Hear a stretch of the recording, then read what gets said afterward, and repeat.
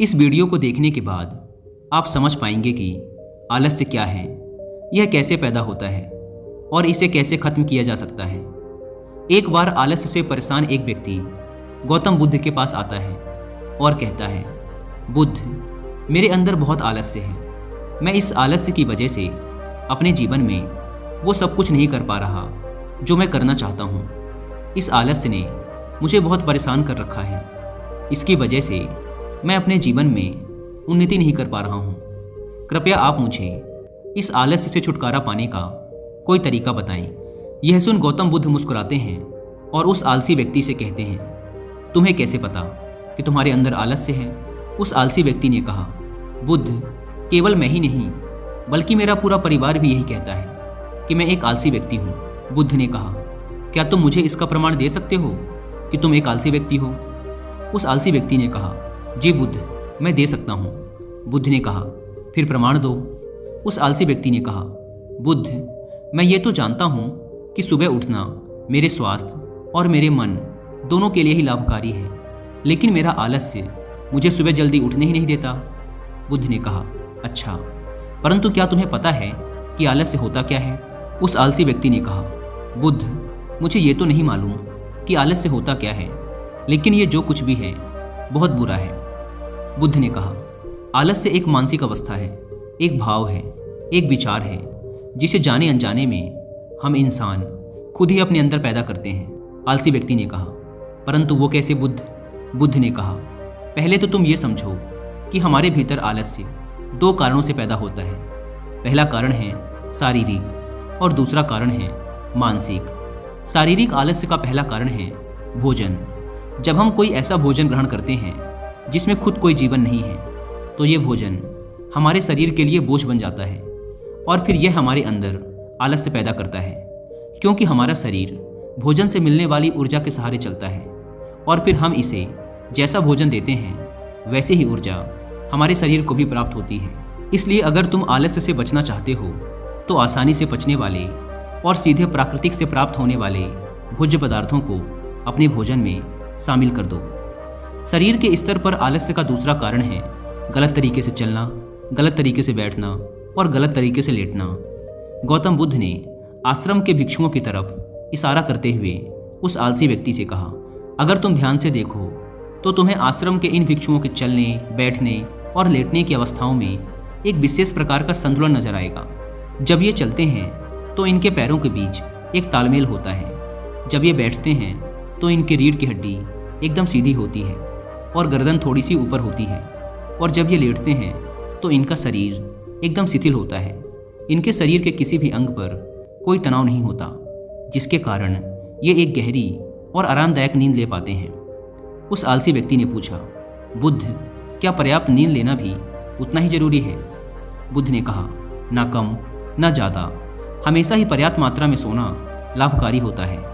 अगर तुम आज रात पर्याप्त नींद नहीं लेते तो तुम्हारा कल का पूरा दिन थकान और आलस से भरा होगा, इसलिए पर्याप्त नींद भी उतनी ही जरूरी है। आलसी व्यक्ति ने कहा, हाँ बुद्ध, ये तो मैंने भी महसूस किया है। बुद्ध ने कहा, शरीर के स्तर पर आलस्य का तीसरा कारण है सुबह जल्दी ना उठना। यह सुन उस आलसी व्यक्ति ने कहा, हाँ बुद्ध, मैं तो सुबह जल्दी उठ ही नहीं पाता हूँ। बुद्ध ने कहा, तुम सुबह जल्दी तब उठ पाओगे जब तुम रात में जल्दी सोओगे। बुद्ध ने आश्रम के भिक्षुओं की तरफ इशारा करते हुए कहा, इन भिक्षुओं को देखो, इन्होंने रात्रि में अपने सोने का एक निश्चित समय निर्धारित कर रखा है और यही कारण है कि ये रोज प्रातःकाल जल्दी उठने में सक्षम हो पाते हैं। हर एक बौद्ध भिक्षु को अनुशासन का पालन करना होता है और यही अनुशासन इनके जीवन में संतुलन लाता है। कुछ लोग अनुशासन को एक बंधन समझते हैं। उन्हें लगता है कि अनुशासन उन्हें बांधता है, लेकिन सच्चाई ये है कि अनुशासन हमें बांधता नहीं बल्कि स्वतंत्र करता है।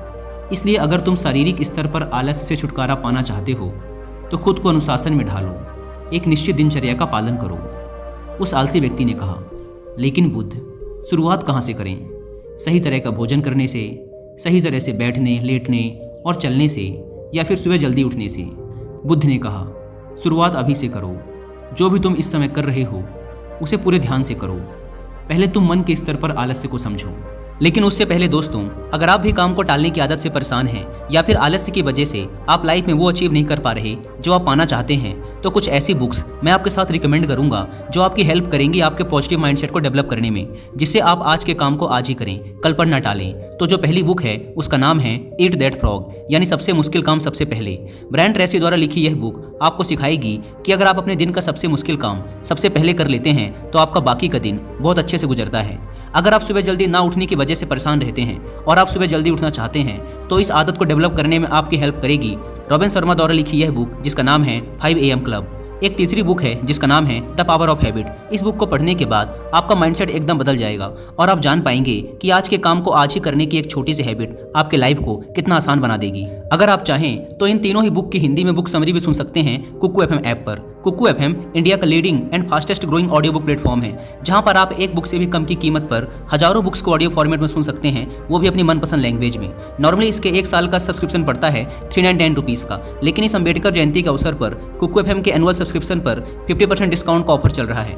इसलिए आप 1 साल का सब्सक्रिप्शन ले सकते हैं सिर्फ 199 रुपीज़ में, अगर आप यूज़ करते हैं कूपन कोड BR50। लेकिन यह कूपन कोड सिर्फ 17 अप्रैल रात 12 बजे तक ही वैलिड है। Link description and pin comment पर दी गई है, आप वहां से ऐप को डाउनलोड कर BR50 कूपन कोड का फायदा उठा सकते हैं। बुद्ध ने कहा, मन के स्तर पर आलस्य का पहला कारण है हमारी पुरानी गलत धारणाएं। जब हम किसी काम के लिए खुद को काबिल नहीं समझते तब हमारे भीतर आलस्य पैदा होता है। अगर हमारे मन ने यह विश्वास कर लिया कि पिछली बार की तरह इस बार भी मैं इस काम में असफल ही होऊंगा, तो उस काम को करने में हमें आलस्य आएगा। जबकि हम खुद को ये नहीं समझा पाते कि पिछली बार और इस बार में बहुत फर्क है। अब हम मानसिक तौर पर वो नहीं हैं जो पहले थे। हमने पिछली हार से बहुत कुछ सीखा भी है। इसलिए मानसिक आलस्य से बचने के लिए सबसे पहले खुद पर विश्वास करना सीखो। मानसिक आलस्य का दूसरा कारण है छोटी सोच वाले और आलसी व्यक्तियों का साथ करना। कई बार ऐसा होता है कि हम खुद आलसी नहीं होते, लेकिन कुछ आलसी और कामचोर लोगों के साथ रहते रहते हम खुद भी आलसी और कामचोर बन जाते हैं। यह सुन उस आलसी व्यक्ति ने कहा, हाँ बुद्ध, ये तो मैंने भी महसूस किया है। बुद्ध ने कहा, तो सबसे पहले आलसी और कामचोर लोगों की संगति में रहना छोड़ो। बुद्ध ने आगे कहा, मानसिक आलस्य का तीसरा कारण है काम को टालने की आदत। काम को टालना आलस्य और मानसिक तनाव का सबसे बड़ा कारण है। शुरुआत में तो हमें पता नहीं चलता, लेकिन धीरे धीरे ये आदत हमारे अंदर घर कर जाती है और ये एक अकेली आदत ही किसी भी इंसान की ज़िंदगी बर्बाद करने के लिए काफ़ी है। इसलिए जो काम आज किया जा सकता है उसे कल पर कभी ना टालें। बुद्ध ने कहा, मानसिक आलस्य का चौथा कारण है लक्ष्य का स्पष्ट ना होना। मान लो तुम किसी बड़े से रेगिस्तान में फंस चुके हो और तुम्हें जोरों की प्यास लगी है, तब तुम क्या करोगे? उस आलसी व्यक्ति ने कहा, मैं पानी की तलाश करूंगा। मैं कोशिश करूंगा कि जल्द से जल्द रेगिस्तान के पास वाले गांव में पहुंच जाऊं। बुद्ध ने कहा, लेकिन अगर बहुत कोशिश करने के बाद भी तुम्हें पानी ना मिले तब? उस आदमी ने कहा, मैं तब भी प्रयास करता रहूंगा, क्योंकि मेरे पास और दूसरा कोई विकल्प ही नहीं होगा। गौतम बुद्ध ने मुस्कुराते हुए कहा, इंसान को आलस्य तभी घेरता है जब उसके पास कोई स्पष्ट लक्ष्य ना हो या फिर उसके समक्ष बहुत से विकल्प उपलब्ध हों। इसलिए लक्ष्य का निश्चित होना परम आवश्यक है। अगर तुम सुबह उठकर व्यायाम नहीं कर पा रहे हो तो उसका कारण तुम्हारी नज़र का स्पष्ट ना होना है। अभी तुम भविष्य में होने वाले रोगों और उन रोगों से होने वाली पीड़ा को स्पष्ट रूप से महसूस नहीं कर पा रहे हो। बुद्ध ने आगे कहा, मन के स्तर पर आलस्य का पांचवा कारण है किसी काम को करने की कोई बड़ी वजह ना होना। मान लो तुम बहुत से कीमती गहने लेकर एक सुनसान रास्ते से गुजर रहे हो। तुम चलते चलते बहुत थक चुके हो और तुम्हारा बैठने का मन कर रहा है और तुम एक बड़े से पेड़ के नीचे आराम करने के लिए बैठ जाते हो। तुम अभी बैठे ही थे कि तुमने देखा कि दूर से कुछ डाकू तुम्हारी तरफ भागे आ रहे हैं। तो क्या ऐसी परिस्थिति में भी तुम्हारा आलस्य तुम्हें भागने से रोक सकेगा? नहीं ना। तो मेरी एक बात को समझो, तुम्हारा आलस्य केवल तुम्हें उन्हीं कामों को करने से रोक सकता है जिन्हें करने की तुम्हारे पास कोई बड़ी वजह नहीं है। वह आलसी व्यक्ति कहता है, आपका बहुत बहुत धन्यवाद बुद्ध, आपसे मुझे आलस्य का सारा खेल समझ आ गया।